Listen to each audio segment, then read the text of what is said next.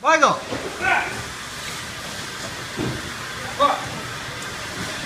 Tell me about your idea over here.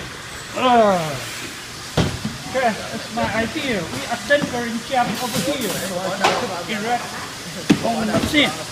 So we can reduce the transportation distance and time.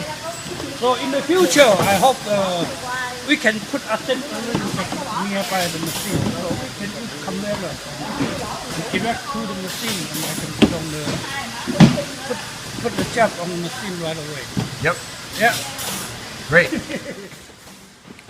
So instead of fully assembling the box sets in another room, putting them all into carts, and then moving those out to the machines, we're assembling the box sets right by the machine.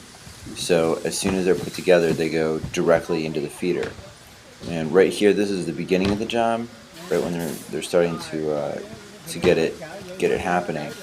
And you'll see as they get into the flow, there's actually a surplus, and we're able to run the machine at 22 parts a minute, which is really, really fast for a box set. And you can see how quickly UCOW is putting these things together. So this saves a lot of, it's saving on overproduction, on overprocessing, and a whole bunch of transportation. So this is pretty lean.